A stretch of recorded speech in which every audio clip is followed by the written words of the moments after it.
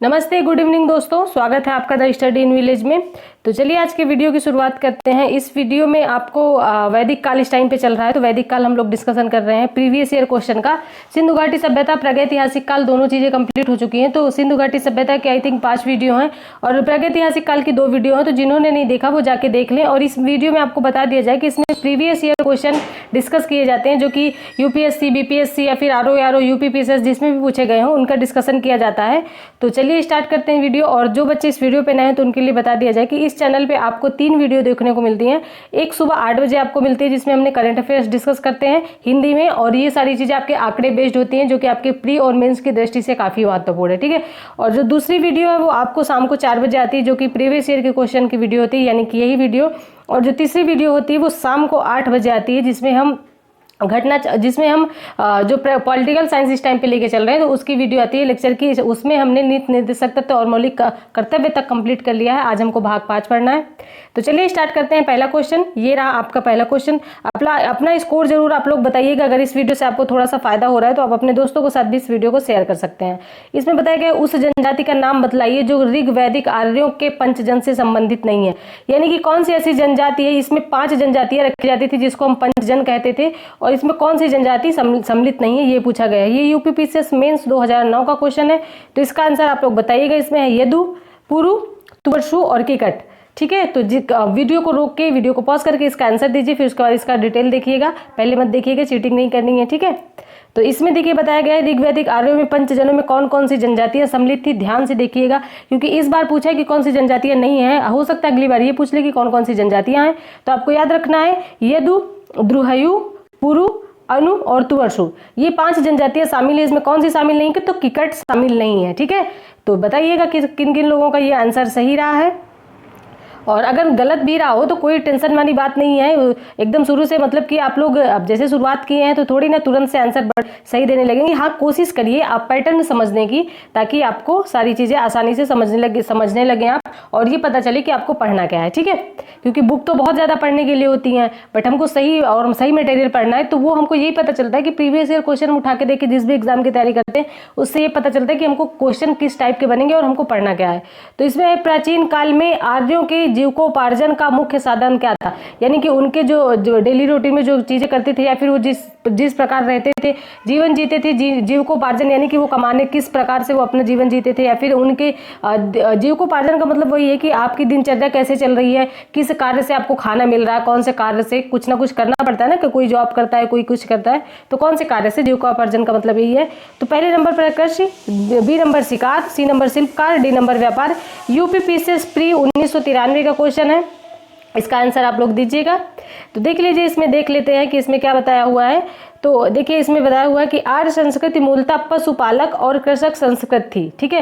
ऋग्वेद में कई मंत्रों में ऐसी कृषि तथा उसके कार्यकलापों का वर्णन है। अच्छी कृषि के लिए लोग वर्षा की कामना करते थे, कुछ वर्षा की पूजा भी करते थे, कुछ देवता ऐसे थे। अच्छा, आप बताइएगा वो कौन कौन से देवता थे जिनको वैदिक काल में पूजा जाता था वर्षा के लिए, ठीक है।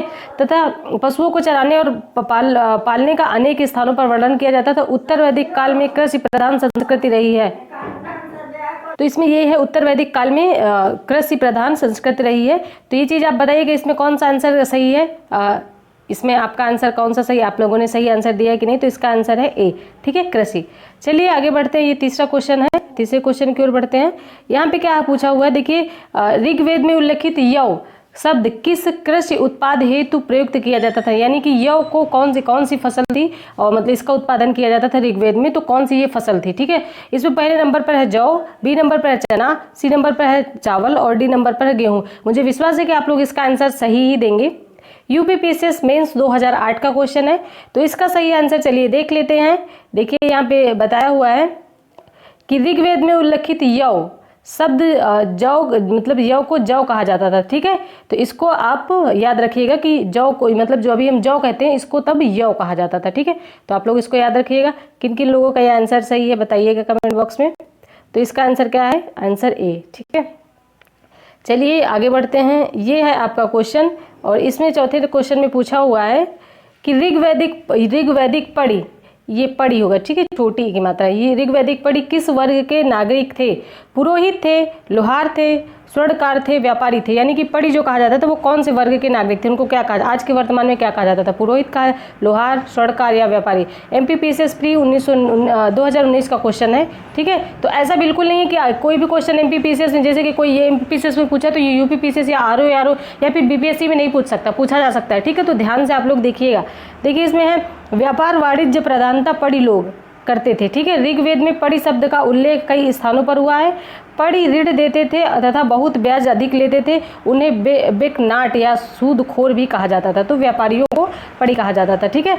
तो ये देखिए इसमें कौन सा आंसर, इसमें आप लोगों ने सही आंसर दिया है कि नहीं, इसमें आंसर है डी, यानी कि व्यापारी, ठीक है। चलिए 5वें क्वेश्चन की ओर बढ़ते हैं। देखिए इसमें पूछा हुआ वैदिक युग में प्रचलित लोकप्रिय शासन प्रणाली थी।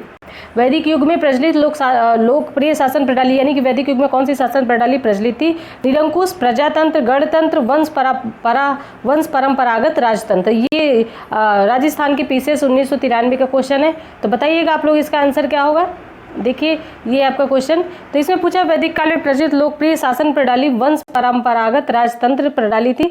यद्यपि जनता द्वारा चुनाव के भी कुछ उदाहरण मिलते हैं, लेकिन देखिए जनता के द्वारा कुछ चुनाव भी किए जाते थे, लेकिन कौन सी परंपरागत प्रणाली थी, तो वंश आधारित परंपरागत राजतंत्र प्रणाली थी, ठीक है। तो बताइएगा कि ये किसका मतलब कि आप लोगों का आंसर सही है, आप लोगों ने इसका आंसर सही दिया या फिर गलत दिया। स्कोर जरूर अपना लिखिए, कितने क्वेश्चन किए, कितने आपने क्वेश्चन सॉल्व किए, कितने क्वेश्चन छोड़ दिए और कितना आपका आंसर रहा। इसमें माइनस मार्किंग बिल्कुल नहीं है, ठीक है। तो लेकिन आपके एग्जाम में होगी, ठीक है, मैंने यहाँ पे नहीं दे रखी बट एग्जाम में होगी। तो आप लोग बताइएगा। देखिए 6ठा क्वेश्चन है वैदिक युगीन सभा। ये वैदिक युगीन सभा थी क्या, ये पूछा हुआ कि वैदिक युगीन सभा क्या थी। तो गांव के व्यावसायिक लोगों की संस्था थी, राज दरबार होता था, मंत्री परिषद थी, राज्य के समस्त लोगों के लिए एक राष्ट्रीय सभा थी। ये भी RAS यानी कि राजस्थान में 1994 में का पूछा हुआ क्वेश्चन है। तो बताइएगा इसका आंसर क्या है। देखिए यहाँ पे है वैदिक काल में सभा एवं समिति नामक दो संस्थाएं थी, राजा की निरंकुशता पर नियंत्रण रखती थी। संभवतः सभा कुलीन और वृद्ध मनुष्यों के लिए थी, और जो संस्था थी उसमें उच्च कुल के व्यक्ति ही भाग लेते थे, और इसमें जो कुलीन और वृद्ध मनुष्यों के लिए स्त्रियां भी भाग लेती थी सभा में, लेकिन जो संस्था थी और इसमें कुछ उच्च मतलब कुल के व्यक्ति ही भाग लेते थे। तो आप लोग बताइएगा ये क्या थी। तो आप बता सकते हैं कि बताइए इसमें क्या है। गांव के व्यावसायिक लोगों की संस्था थी, राज दरबार होता था, मंत्री परिषद थी, राज्य के समस्त लोगों के लिए एक राष्ट्रीय सभा थी, ठीक है। तो इसका आंसर डी होगा। चलिए आगे बढ़ते हैं। ये है आपका 7वां क्वेश्चन और इसका आंसर आप लोग बताइए। किस वेद में सभा और समिति को प्रजापति की दो पुत्रियां कहा गया है, यानी कि सभा और समिति जो कि अभी हमने डिस्कस किया। तो इसमें किन मतलब कि किस वेद में इनके प्रजापति की दो पुत्रियां कहा गया, कौन सा वेद है। ऋग्वेद, सामवेद, यजुर्वेद, अथर्ववेद। यूपीपीसीएस मेंस 2009 का क्वेश्चन है। बताइएगा किन किन लोगों का सही है। तो यहाँ पे देखिए बताया हुआ है, यहाँ पे देखिए कहा हुआ है कि अथर्ववेद में सभा और समिति को प्रजापति की दो पुत्रियां कहा गया है। तो इसमें कौन सा आंसर होगा आपका, बता सकते हैं आपका आंसर क्या है। इसका आंसर है डी, ठीक है। चलिए आगे बढ़ते हैं 8वें क्वेश्चन की ओर। ये रहा आपका 8वां क्वेश्चन। तो बताइएगा आप लोग किसका ये आंसर सही है। ऋग्वेद जनसभा जो न्याय कार्यों से संबंधित थी कौन सी थी, कौन सी ऐसी जनसभा थी जो न्याय कार्यों से संबंधित थी। सभा, समिति, विधाता और उपयुक्त में से कोई नहीं। झारखंड पीसीएस 2016 का था, ठीक है। तो चलिए इसका आगे डिस्कशन कर लेते हैं। देखिए यहाँ पे लिखा हुआ है कि सभा, समिति एवं विदत ऋग्वैदिक कालीन जनतांत्रिक संस्थाएं थी। इन संस्थाओं में सभा न्यायिक कार्यों से संबंधित थी, ठीक है। सभा न्यायिक कार्यों से संबंधित थी। ऋग्वेद में सभा के 8 उल्लेख है। तो हम लोगों से पूछा हुआ है कि कौन सी है जो न्यायिक कार्यों से संबंधित थी। तो ये है आपकी सभा, ठीक है। चलिए आगे बढ़ते हैं। ये है 9वां क्वेश्चन, इसका आंसर आप लोग बताइए। आयुर्वेद में अर्थात जीवन का विज्ञान का उल्लेख सर्वप्रथम मिलता है कहाँ। आरण्यक में, सामवेद में, यजुर्वेद में, अथर्ववेद में। यूपीपीसीएस प्री 1994 का क्वेश्चन है। इसका आंसर आप बताइए। यहाँ पे देखिए लिखा हुआ है अथर्ववेद में सामान्य मनुष्यों के विचारों तथा अंधविश्वासों का विवरण मिलता है। इसमें विविध विषयों तथा रोग निवारण, समन्वय, राजभक्ति, विवाह, प्रणय गीतों आदि का विवरण सुरक्षित है। तो किसमें है, अथर्ववेद में, ठीक है। तो आप इसको याद रख सकते हैं। और ये क्वेश्चन ऐसा मान के मत चलिए कि ये किसी एग्जाम में पूछ लिया तो पूछेगा नहीं, ठीक है। आप लोग ध्यान से पढ़िएगा, किसी भी एग्जाम में क्वेश्चन पूछा जा सकता है। तो ये डी है अथर्ववेद में, ठीक है। आयुर्वेद अर्थात जीवन का जीवन का विज्ञान का उल्लेख मिलता है अथर्ववेद में। तो फिर उसके बाद ये चलते हैं लास्ट क्वेश्चन की ओर। ये आज का लास्ट क्वेश्चन है और आप लोग अपना स्कोर लिखना मत भूलिए और अपना सपोर्ट बनाए रखिए। अगर वीडियो अच्छी लगी हो तो अपने दोस्तों के साथ भी इसको शेयर करिए ताकि उनको भी कुछ फायदा हो। और चलिए 10वें क्वेश्चन की ओर चलते हैं, लास्ट क्वेश्चन। ऋग्वैदिक धर्म था, कैसा धर्म था? बहुदेववादी था, एकेश्वरवादी था, अद्वैतवादी था या निवृत्त मार्गी था? यूपीपीएससी मेंस 2014 का क्वेश्चन है, तो बताइएगा इसको। देखिए यहाँ पे इसका देख लेते हैं डिटेल। यहाँ पे क्या लिखा हुआ है, देखिए इसमें लिखा हुआ है कि ऋग्वेद में हमें प्रथम दृष्टता बहुदेव यानी कि बहुदेव के दर्शन होते हैं। अन्य विभिन्न देवताओं के अस्तित्व में विश्वास रखते थे। मुख्यतः वैदिक देवताओं के 3 वर्ग थे। एक आकाश था, आकाश के देवता थे, और दूसरा अंतरिक्ष के देवता थे, तीसरे पृथ्वी के देवता थे। 3 प्रकार के देवता थे वैदिक काल में। इन देवताओं की स्तुति करते समय वैदिक ऋषि जब जिस देवता की स्तुति करते थे उसे ही प्रमुख या सर्वश्रेष्ठ देवता कहा जाता था। इसे एकैक्यवाद कहा जाता है। इसके अलावा ऋग्वेद में एक सत्य विप्रा बहुधा वदंती कहकर एकेश्वरवाद का भी समर्थन किया जाता है। ऋग्वेद में एकेश्वरवाद एवं अद्वैतवाद सर्वदेवतावाद एवं बहुदेववाद की दृष्टि में समाहित है, किंतु वेदों का यह एक देवतावाद आधुनिक ईश्वरवाद के स्वरूप से अलग है। यानी कि यहाँ पे पूछा गया है कि कितने मतलब कि ऋग्वैदिक में कैसा धर्म था, तो इसमें बहुत सारे देवता थे, लेकिन फिर ये है कि मुख्यतः 3 प्रकार के देवता थे। लेकिन ये है कि इसमें जिस देवता की पूजा की जाती थी उसको ही सर्वोच्च मान लिया जाता था, ठीक है। लेकिन हमसे पूछा हुआ कि वह कैसा था, तो बहुदेववादी था, यानी कि कई सारे धर्म थे। तो आई होप आपको सारे मतलब क्वेश्चन समझ में आए होंगे, आपने आंसर अच्छा किया होगा, आपका परफॉर्मेंस अच्छा रहा होगा। और अपना स्कोर लिखना मत भूलिएगा। अगर वीडियो अच्छी लगी हो, आपको कुछ सपोर्ट मिल रहा हो, तो अपने दोस्तों के साथ भी इस वीडियो को शेयर करें और हमारा सपोर्ट करें। चलिए, और अगर कुछ सजेस्ट करना हो तो प्लीज़ कमेंट बॉक्स में ज़रूर बताएं, या फिर उसमें कुछ और ऐड करवाना हो तो कमेंट बॉक्स में बता सकते हैं। और अपनी स्टडी कंटिन्यू करिए। और चलिए ठीक है, अपनी स्टडी कंटिन्यू करिए, अपने परिवार का ध्यान रखिए, अपने हेल्थ का ध्यान रखिए। मिलते हैं नेक्स्ट वीडियो में। धन्यवाद।